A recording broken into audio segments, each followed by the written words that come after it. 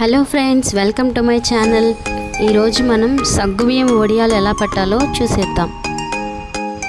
వాటర్ని బాగా బాయిల్ చేయాలి. మీన్ వైల్ ఇంకొక పొయ్యి మీద సగ్గుబియ్యంని బాగా ఉడికించాలి. మెత్తగా గ్రైండ్ చేసి పెట్టుకున్న రైస్ని ఉండలు లేకుండా పెట్టుకోవాలి. నెక్స్ట్ ఫ్లేవర్ కోసం ఎండుమిర్చి, జీలకర్ర, అల్లం, కరివేపాకుని మిక్స్ చేసి మెత్తగా గ్రైండ్ చేసుకోవాలి.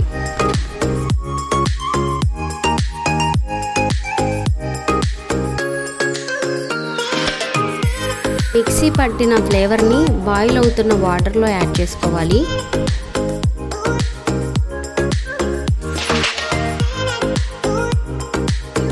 అలాగే సగ్గుబియ్యంని వాటర్లో వేసి బాగా కలపాలి. రైస్ పౌడర్ని కూడా బాయిల్ అవుతున్న వాటర్లో వేసి మిక్స్ చేయాలి.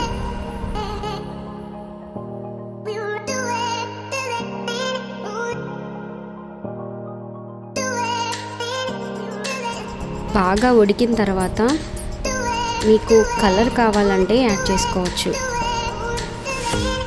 తర్వాత ఈ స్టఫ్నంతా ఒక బౌల్లోకి తీసుకొని బాగా ఎండ ఉన్న ప్లేస్లో క్లీన్ క్లాత్ మీద వడియాలు పెట్టాలి.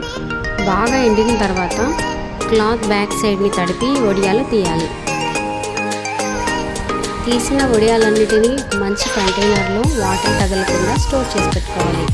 అంతేనండి, సగ్గుబియ్యం వడియాలు ready. Please like, share and subscribe to my channel.